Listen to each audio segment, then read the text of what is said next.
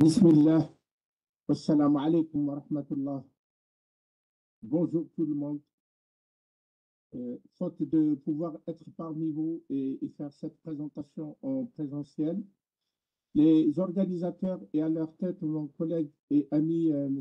Khaltout Chaban m'ont demandé de faire une présentation enregistrée qui sera diffusée pendant la journée d'études sur l'analyse des données d'apprentissage le 18 décembre 2024.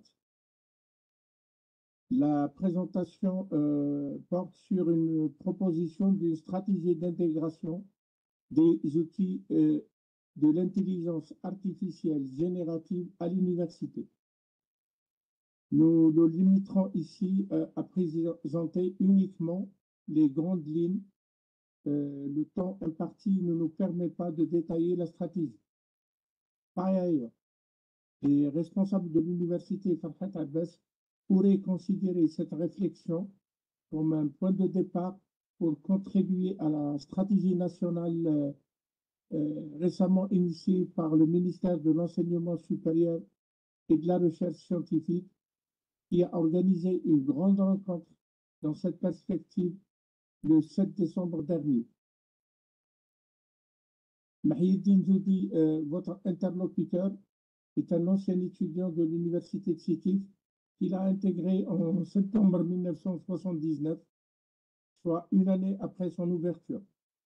Plus récemment, j'ai contribué à la création du pôle de technologie numérique pour l'éducation au sein du département d'informatique en collaboration avec M. Khaltout et Dwidi, ainsi que Mesdames Harbouch et Mediani, puis Mesdames Mesta et Doua. Ensemble, nous avons initié des projets novateurs portant sur l'assistance pédagogique, la modélisation intelligente et les laboratoires virtuels.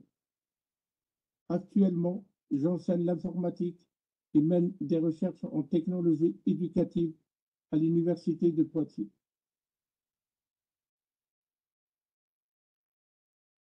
Notre présentation suivra une progression logique en commençant par les fondamentaux.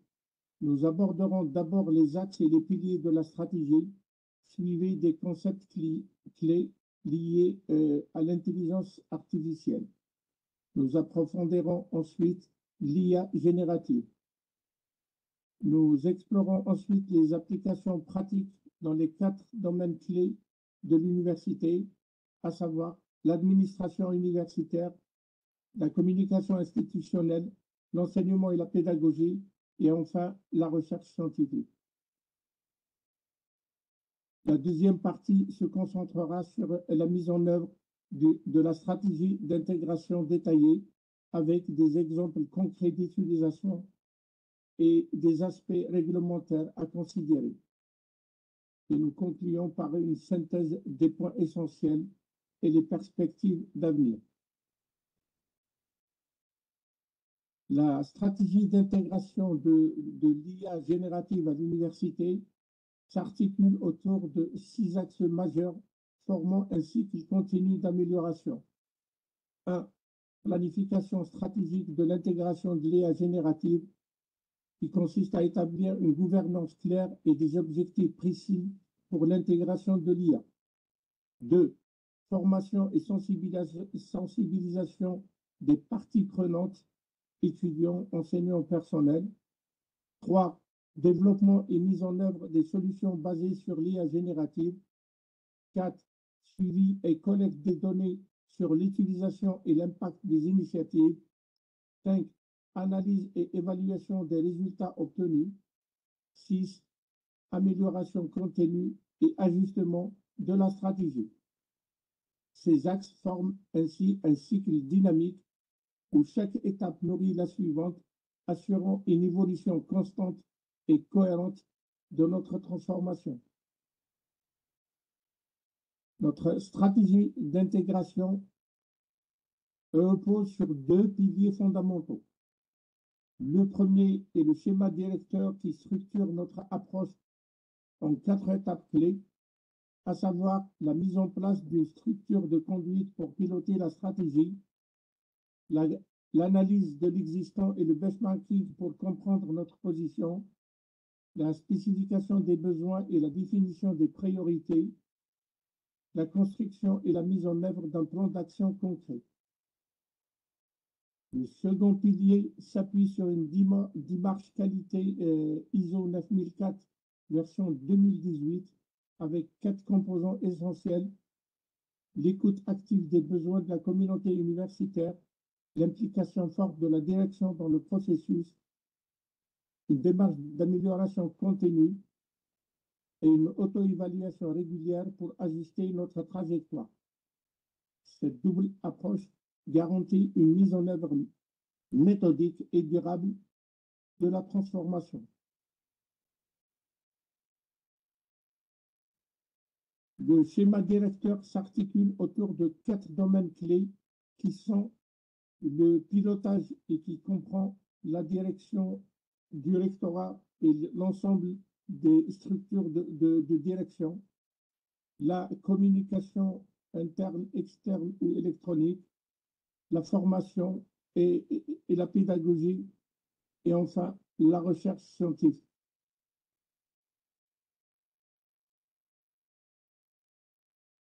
Examinons les concepts fondamentaux illustrés dans cette image. L'apprentissage automatique permet aux machines d'apprendre à partir d'expériences similaires à l'apprentissage humain. Les réseaux de neurones artificiels imitent la structure du cerveau biologique avec ses neurones interconnectés. L'apprentissage profond ou deep learning utilise des réseaux de neurones multicouches avec des couches d'entrée, des couches cachées et une couche de sortie, permettant une compréhension plus sophistiquée. Et enfin, l'IA générative représentée dans le diagramme circulaire comme une composante spécialisée qui permet de créer de nouveaux contenus basés sur des instructions. Le diagramme en cercle concentrique montre bien la hiérarchie. L'IA générative est une sous-catégorie du deep learning, lui-même faisant partie du machine learning au sein de l'intelligence artificielle globale. Distinguons clairement l'IA générative et les grands modèles de langage. L'IA générative est un concept large qui crée divers types de contenus, images, musique, vidéo, design graphique, modélisation 3D, contenu multimodal, alors que les grands modèles de langage se concentrent uniquement sur la partie texte et donc c'est une sous-catégorie de l'IA générative. La différence donc clé entre l'IA générative couvre tous les types de contenus, tandis que les grands modèles de langage se concentrent exclusivement sur le traitement du langage naturel ou le code informatique par exemple.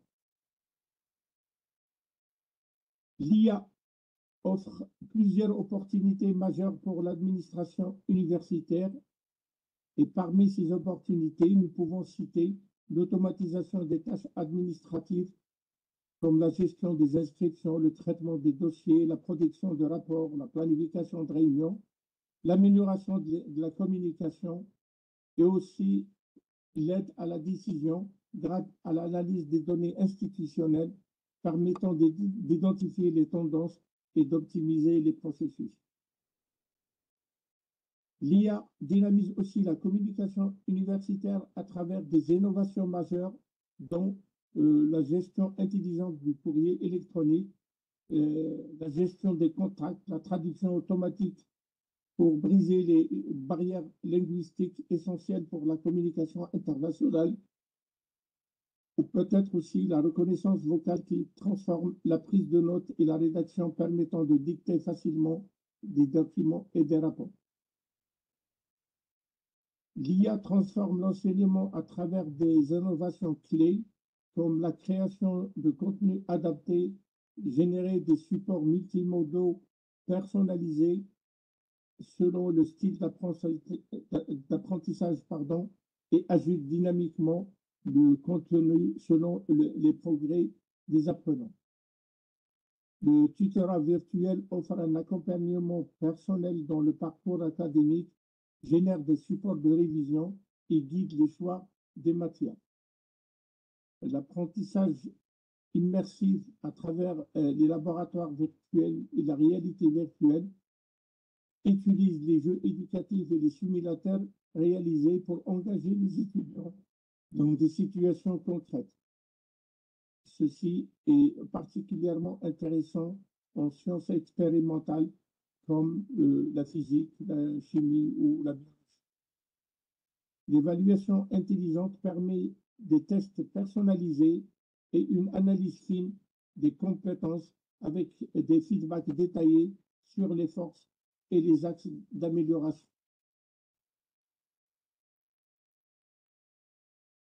Enfin, l'IA révolutionne la recherche scientifique de plusieurs façons. Dans l'analyse des données, par exemple, l'exploration des big data pour détecter des tendances, la prédiction dans de nombreux domaines en utilisant, par exemple, les grandes bibliothèques sous Python comme TensorFlow ou PyTorch, dans la production scientifique, assistance à la rédaction et à la traduction, la recherche automatique des sources, des résumés automatiques d'articles, détection des similitudes pour l'intégrité académique et lutter contre le plagiat. Dans la communication scientifique, création de supports virtuels comme des PowerPoint, par exemple, et l'optimisation des présentations orales. Ces outils augmentent l'efficacité de la recherche tout en réduisant les tâches chronophages.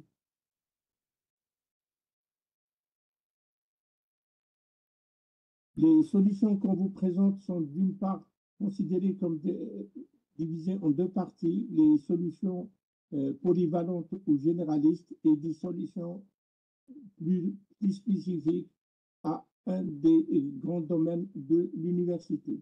Parmi les solutions génératives polyvalentes, on peut citer ChatGPT, que tout le monde connaît, le premier à avoir à figurer sur les solutions de l'intelligence artificielle générative, Claude, Microsoft Copilot, Google Gemini ou Perplexity.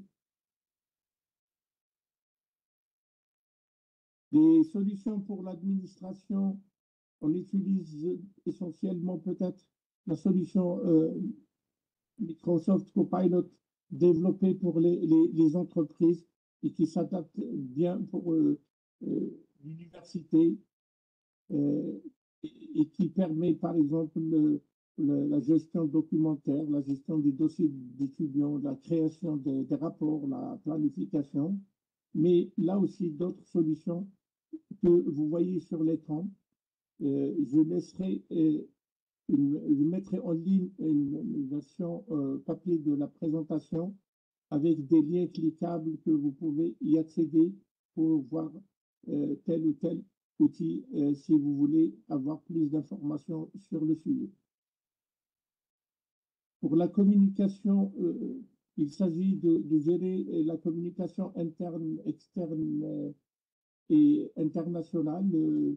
Elle fait partie, donc les solutions, c'est pour la gestion du contenu visuel, la rédaction de contenu, des réponses aux mails, l'optimisation rédactionnelle, l'organisation de la rédaction collaborative ou l'envoi d'un mail personnalisé suite pour y répondre.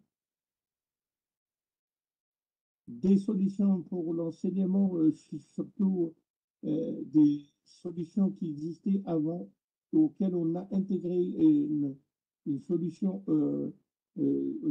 l'approche ou l'intelligence artificielle générative.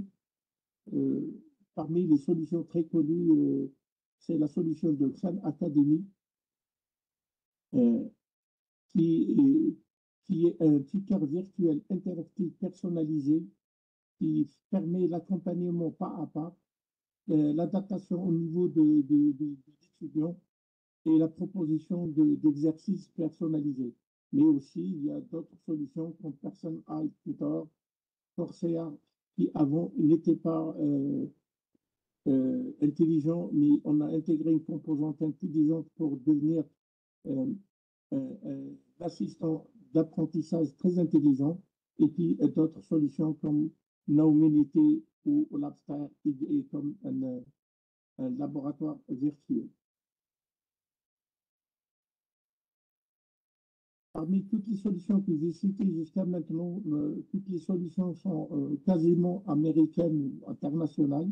Voici une solution qui, à mon avis, est la seule solution française qui se détache et qui permet de faire quelque chose de très intéressant dans le domaine de la pédagogie et de l'enseignement.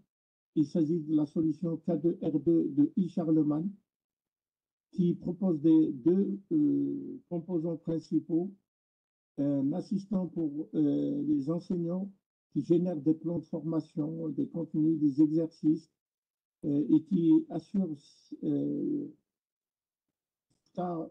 une exportation vers des outils qu'on utilise toujours comme Word, PowerPoint, et puis au format SCORE pour qu'on puisse l'intégrer dans n'importe quelle autre plateforme.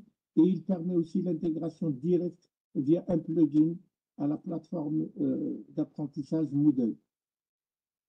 Et pour l'étudiant, ils ont proposé un K2R2 Tutor qui assure un tutorat personnalisé qui suit les performances de l'étudiant et qui lui offre une bibliothèque personnalisée des ressources pédagogiques externes en fonction de son niveau de connaissance et des performances dans l'apprentissage d'une matière ou une autre. Pour la recherche et essentiellement pour tout ce qui concerne tous les chercheurs indépendamment de la discipline, plusieurs solutions sont disponibles pour aider à l'amélioration de l'écriture académique, pour écrire, vérifier même la correction avancée de la rédaction, proposer un texte avec un style académique, et puis la gestion de la bibliographie de manière intelligente avec Zotero qui à l'origine était un simple outil de gestion bibliographique auquel on a intégré la composante IA pour par exemple récupérer automatiquement les métadonnées pour les ajouter dans la description de la référence et permet même d'organiser de manière automatique les références bibliographiques. Et puis un autre outil comme Killbot qui permet non seulement de rédiger, parce que peut-être qu'on a un problème de rédaction, donc il fait ce qu'on appelle du paraphrasage ou la reformulation du texte tout en conservant le sens initial. Voici quelques exemples d'utilisation donc des outils d'intelligence artificielle générative. Première façon de l'utiliser, on lui pose une question: donne-moi une simple définition de l'IA générative. Il nous la donne. Explique-moi l'acronyme GPT. Et donc, il nous répond en disant que GPT, ça signifie Generative Pre-trained Transformer. Et il nous donne aussi l'équivalent en français. Et ça de manière automatique. Une autre façon d'utiliser dans la réponse automatique aux mails, automatique ou semi-automatique, j'ai reçu un mail de la part d'une maman qui s'inquiétait un peu de sort de sa fille à l'université. J'ai récupéré son mail, je lui ai demandé à ChatGPT comment dois-je répondre à cette maman, et là il m'a rédigé un texte que d'ailleurs j'ai envoyé à la maman en réponse à son mail. Ensuite, je lui ai demandé traduis-moi le texte précédent en anglais, une traduction nickel qui est correcte pour dire que la traduction est beaucoup meilleure que ce qu'on a sur les outils en ligne actuellement. Une autre façon un exemple d'utilisation donc, de l'intelligence artificielle. J'ai demandé à, à l'IA, donne-moi un scénario d'utilisation de l'intelligence artificielle par une assistante de direction d'une université. Et là, m'a filé l'ensemble en gros, des actions que doit faire l'assistante de direction entre gestion de l'emploi du temps, la communication avec le personnel et les étudiants, l'organisation de la rentrée universitaire, etc. Pour nos amis informaticiens, on ne les a pas oubliés. L'intelligence artificielle nous aide beaucoup à programmer. Et donc, j'ai demandé à l'IA d'écrire un programme en Python pour calculer les nombres premiers compris entre 1 et n selon la méthode dite du crible d'Ératosthène. Et un code qui marche très bien en le testant et il fonctionne sans la moindre modification. Et on peut aller dans des exemples. Et j'ai demandé aussi à l'IA de me donner une liste de questions possibles qu'on peut poser selon qu'on est responsable administratif, chargé de la communication, enseignant en informatique, chercheur en informatique ou étudiant en informatique.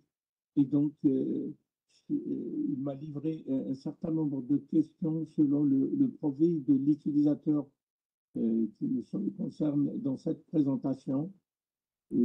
Par exemple, comment structurer l'architecture technique pour une plateforme d'apprentissage en ligne avec 2000 utilisateurs simultanés ou un plan du cours sur PHP, MySQL, je suis enseignant en informatique. Comment aide-moi à analyser la complexité de cet algorithme de clustering si je suis un chercheur en informatique. Je ne sais pas, pour un étudiant, explique-moi le fonction des arbres AVL, par exemple. Et donc, pour voir toutes les panoplies de questions auxquelles l'intelligence artificielle est capable de répondre. Un mot rapidement, parce que là, il nous faut peut-être une présentation complète pour le faire, mais j'essaye de donner quelques éléments en un seul transparent.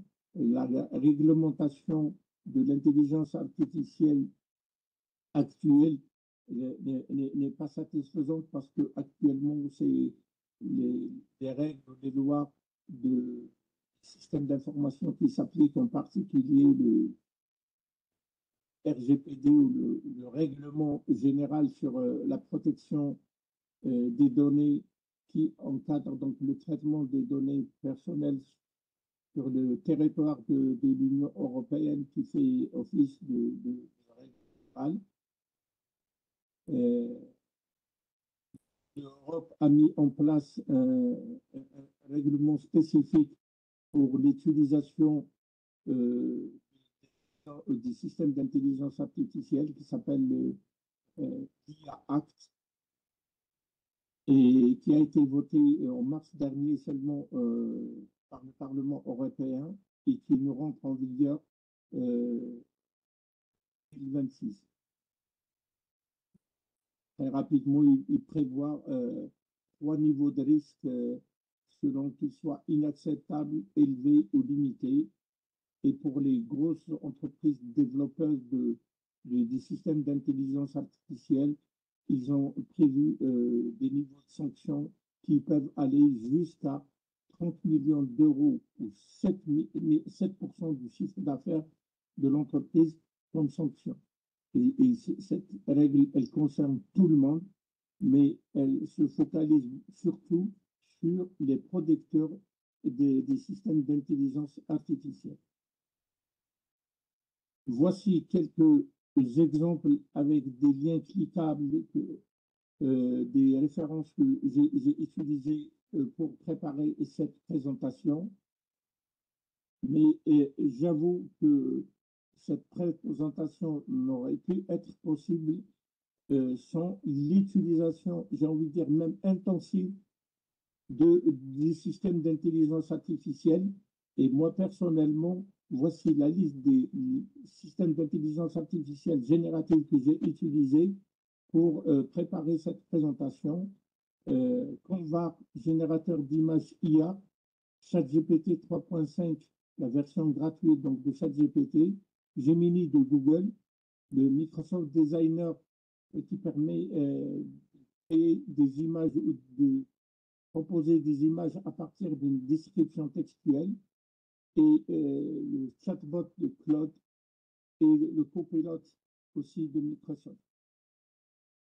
Ainsi se termine cette présentation. On aura peut-être l'occasion de se voir en live pour répondre aux questions des uns et des autres.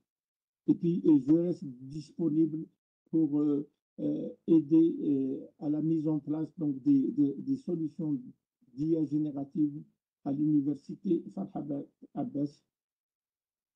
Assalamu alaikum wa rahmatullahi ta'ala wa barakatuh.